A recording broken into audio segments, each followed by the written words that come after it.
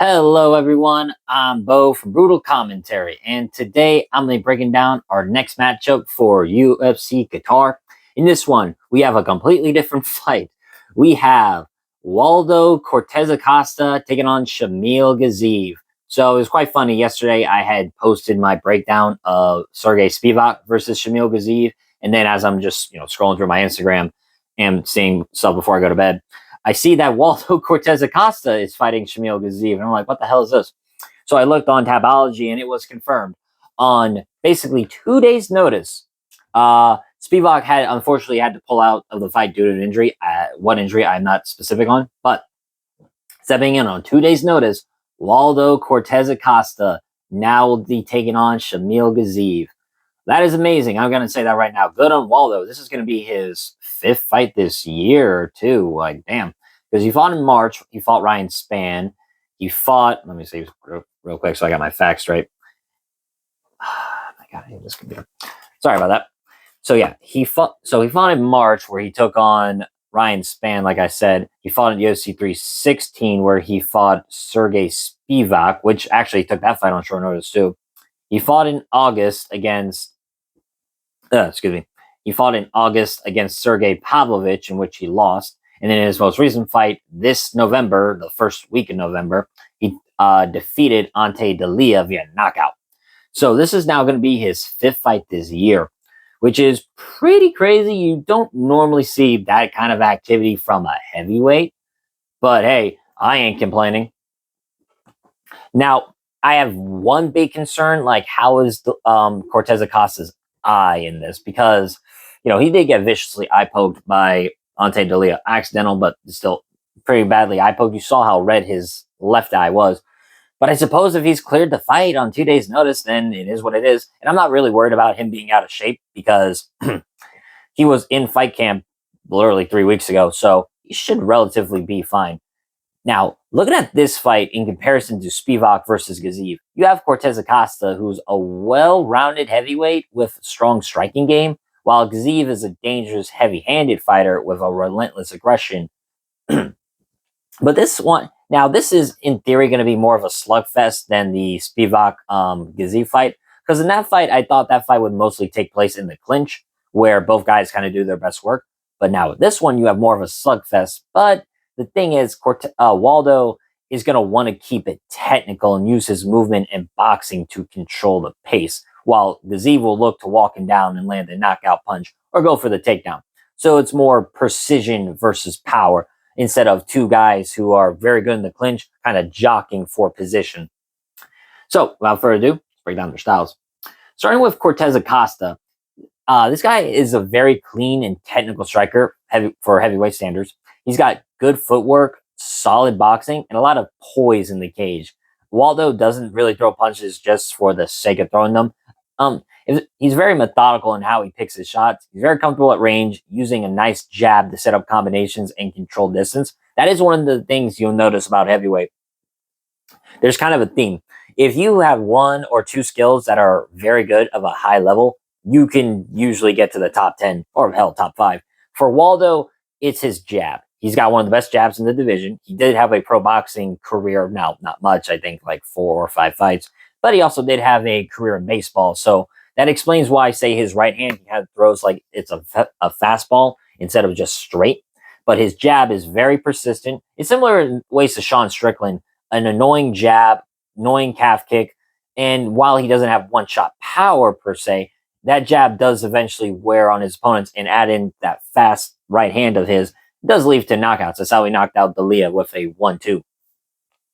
Now, what really sets him apart is his ability to work angles. Waldo's not the kind of fighter who stands in front of you trying to trade punches. He uses good head movement. He uses his footwork. And Waldo, this distance management to create angles allows him to land clean shots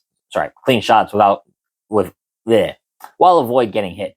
Even getting hit, Waldo has a hell of a chin on him, I'll say that. He took some big shots by both Dalia and Sergey Pavlovich. Those two hit pretty hard in this division.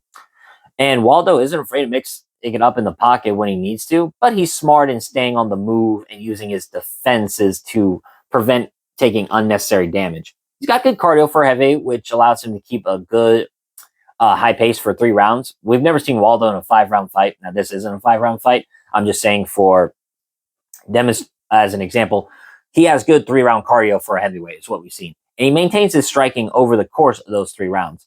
His ability to control range and his shots do make him a puzzle for opponents because it's not really brute force. It's more so pretty good technical boxing. Now, in terms of the defensive wrestling, Waldo's done pretty well over the course of his career and has defended, he defended all of Serghei Spivac's takedowns, and that is arguably the best wrestler he's faced.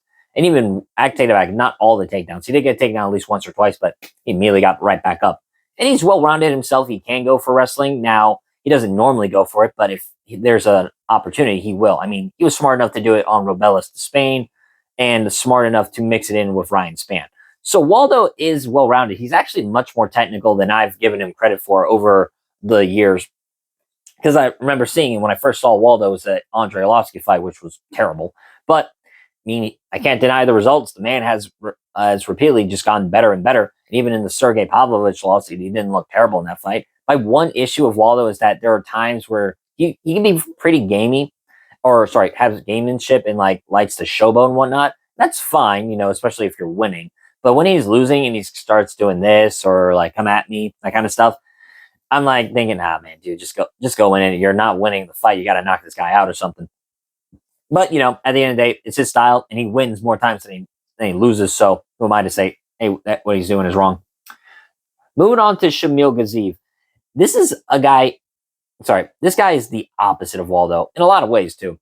Where Waldo is technical, Gaziev is all about pressure and power. He's a heavy-handed striker who thrives in walking down his opponents, landing big shots, and looking for the knockout. His striking is aggressive. He's not going to waste time using his jabs and or feints. He's going to come straight at you trying to land bombs. That's what he did mostly against Martin Buday. He just walked Buday down with no respect and just mixed in wrestling and grappling, but mostly used his close quarter striking.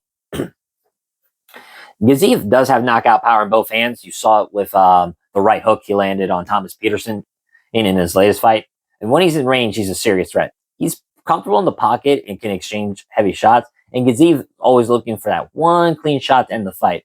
His cardio's all right for a heavyweight. He's going to gas out in 3 rounds. We've seen it in his lone loss in the UFC his lone loss of his career to Jair Rosenstrike, which was a 5-rounder. Fair enough. You saw him gas out by the second half of the second round and on to the third and fourth and onward. You saw him gas out pretty badly. And even in his win against Dontel Mays, where he was mostly dictating the fight by his wrestling, he still looked tired by the end of it. But for what he does have a relentless pace, meaning he is going to keep coming forward round after round and applying pressure. And while Gaziev is primarily a striker, he does have decent takedowns and some good takedown defense. Though that being said, he did get taken down by Thomas Peterson, who, on paper wasn't going to be as good of a wrestler as you would think against Gaziev. But Peterson shot a really good double leg on him, so that does say something. But his real game is on the feet. Shamil wants to make this a brawl and force his opponents into a firefight where he believes his power will prevail. So when these two fighters meet in the cage, we've got a contrast of approaches. For Waldo, he's going to want to keep this fight clean and technical. He's going to use his footwork and head movement to avoid Gaziev's power shots while picking his moments to land his own clean strikes. He's not interested in getting into a slugfest, and I do think Waldo is going to want to control the distance, make Gaziev miss, and then counter when the time comes right. Gaziev, on the other hand, is going to try and walk Waldo down and make it as uncomfortable as possible. Well, Gaziev is going to close the distance, throw hard punches, and try to get Waldo to fight his fight. Because Gaziev's not interested in playing this distance game whatsoever. And I think if he does, he will lose. But he's gonna pressure Waldo, cut the cage, land heavy bombs, probably mix in some takedowns as well. Because Gaziev does have a takedown threat in this fight. Though I don't know if he can take Waldo down. Because like I said, Waldo's takedown defense has improved fight by fight. The clash really comes down to whether Waldo can avoid the heavy shots from Gaziev while maintaining his technical striking. Because Waldo is going to have to stay on the move, pick his shots, and avoid being backed into a corner or against the cage. Now, granted, because we're in a live show with Qatar, we're not going to be in the apex. This does favor Waldo's approach, as the cage is going to be bigger in this one. And if Gaziev can close distance and make it a phone booth fight, then Waldo's going to have some problems. But I think Waldo has the tools to neutralize Gaziev's aggression. His footwork and his head movement will allow him to avoid bombs. And if he can keep this fight at range, I think he is the superior striker. And it's all about controlling the pace and making Gaziev work for every inch of ground he's trying to gain. So, for my official prediction, I'm going to go with Waldo Cortes-Acosta. I know it's kind of crazy picking a guy on 2 days' notice, but honestly, I feel like he has the proper style. I picked Gaziev to beat Serghei Spivac because I thought he was going to be stronger, has the better power, and the takedown defense to ward off Spivac's grappling and takedown attempts. But I think Waldo is a pretty bad stylistic matchup for Gaziev because I see him implementing a very similar game plan to what Rosenstrike did. Literally just pick Gaziev apart with a leg kick, with calf kicks and a jab. That's all I really think he needs in this fight.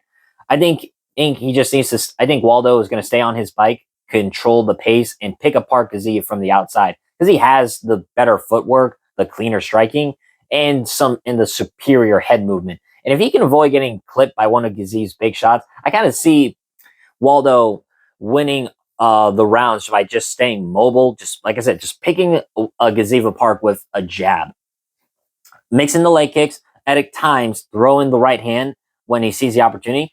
Honestly, I just think Waldo is going to implement what Jair Rosenstrike did. The only difference with that is that I think Waldo has better defensive wrestling than Rosenstrike. And even then, you saw Gaziev get one takedown, and that was it against one of the worst defensive wrestlers in the division. So I think Gaziev is dangerous, but I don't see him being able to cut off the cage and catch Waldo enough to land the knockout punch. I'm going to pick Waldo Cortes-Acosta, and I'd pick him.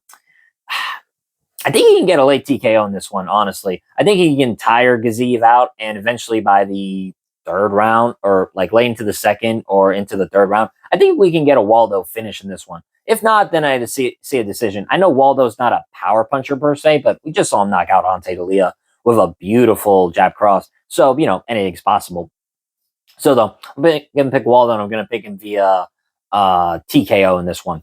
But with that being said, that's been my prediction on this fight. If you liked the video, leave a like and subscribe and comment down below on who you think is going to win. But until then, I've been Bo from Brutal Commentary. Stay calm, stay respectful, and enjoy the violence. I'll see you all next time.